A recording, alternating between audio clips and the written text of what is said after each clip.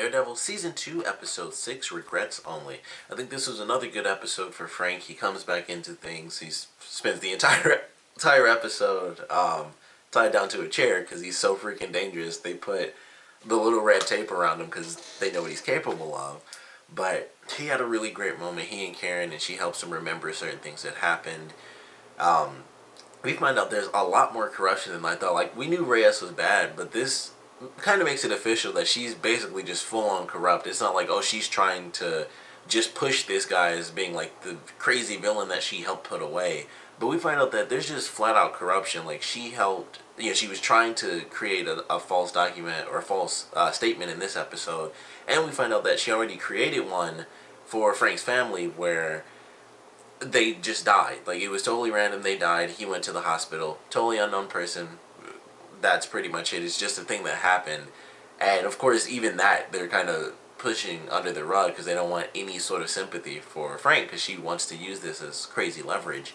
And it was pretty nuts. And I guess that's kind of why Frank decided to plead not guilty.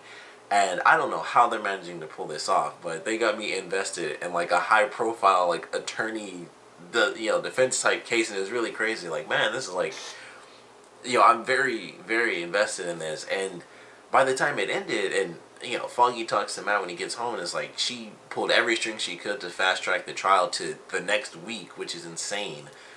Because honestly, some trials will literally take a year, or it'll take a year for something to go to trial, and it's crazy. Like, she pulled every string to get next week as the trial.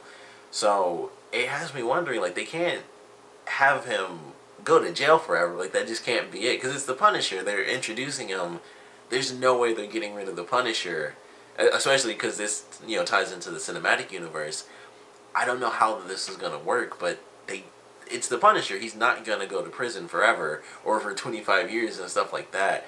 So I don't know how this is going to end up playing out for them, but it actually has me very excited by the way that they ended it. So I was very excited by how they did that. They had a really good sad moment. I was really close to tearing up a little during the moment where Frank was like remembering and stuff. I was like, man, this is actually really getting to me. Like, even when he was in the graveyard with Matt, it wasn't as emotional as this. Like, this was after everything was done. It was just him reflecting and trying to remember everything that happened. I was like, man, this is the saddest moment they've had so far. But it was really well done. And then we have Elektra coming back in. She basically just takes Matt away. Like, she sends a car out of nowhere. They go on this mission. They get the ledger from Roxanne, who has fully come back into play, which really surprised me. I didn't mention that before, but they're just full on in play now. So it's Roxanne.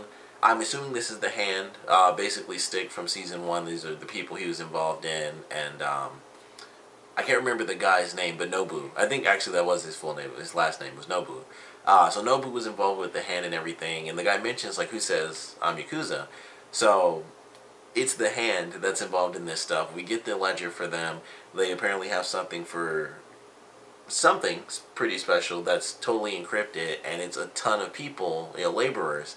And that is Madame Gao from Season 1. Whatever they were doing, whatever sort of weird stuff is going on with her character, which that was definitely the big thing that they left open for this season. So it seems like they're kind of getting back into that with Elektra, which I'm totally excited for because that, of course, brings in the ninjas.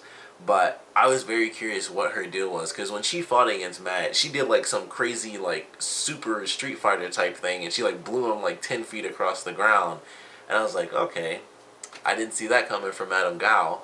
So whatever's going on there, I don't know if that's from the drugs, if they're making like the Japanese version of a super soldier serum, or what's going on there.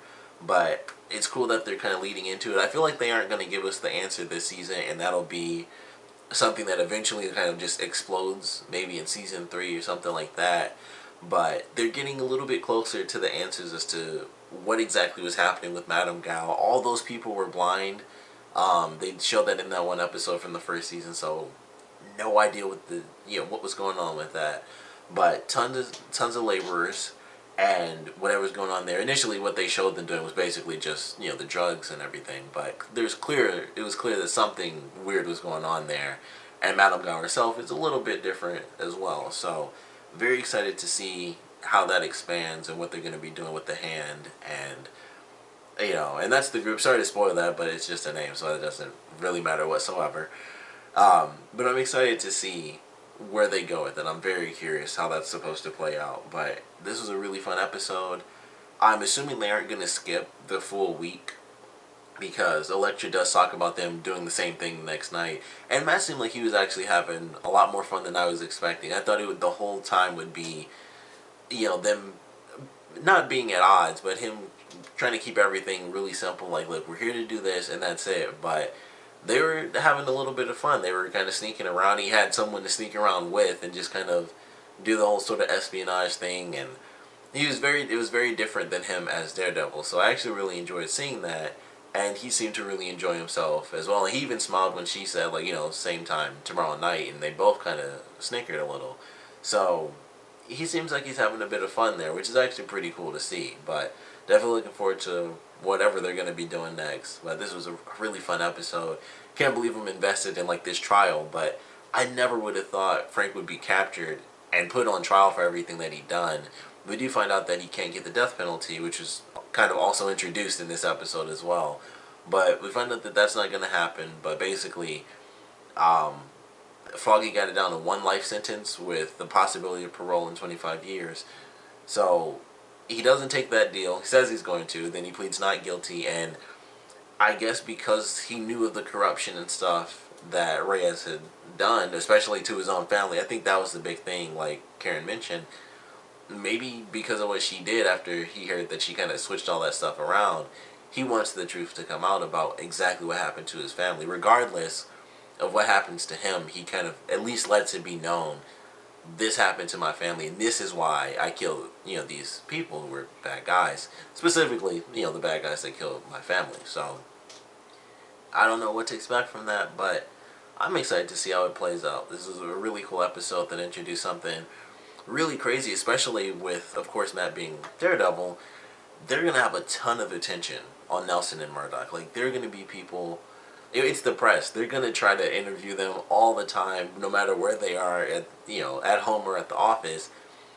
I don't think it's going to matter. They're going to have a lot of people, and I'm sure he can escape, so no big deal. Like, no one's going to catch him as Daredevil on camera. But I'm excited to see where this goes, how it kind of messes with, kind of his plans to help Elektra. That's pretty much his only plans anyway, because, Frank was the big deal in the beginning. Now it's Elektra, so we'll see where it goes, but definitely excited to get into this next episode. Of course, want to know what you guys thought about it, so please comment below. Let me know your favorite parts, your least favorite parts. And I want to know how you guys think Frank is going to get out of this. Like, how are they going to keep him from prison? Because, like I said, it's the Punisher. They already did, no death sentence. And they're not going to put him away for 25 years. They have him in the Marvel Cinematic Universe. They're keeping him around somehow. I don't know how they could possibly do it unless he just flat out escaped and just, leaves town or something at the end of the season. But, there's no way he could just be like, they're like, all charges dropped or anything crazy like that. Or even with, his history enlisting, that's, kind of an odd balance. He killed a buttload of people. So even with that, as much as he did, that wouldn't just get him off the hook. So I don't know how they're going to be able to help him. But definitely want to know your speculations and, of course, what you guys thought about this episode in general. So please comment below, let me know, and thanks for watching.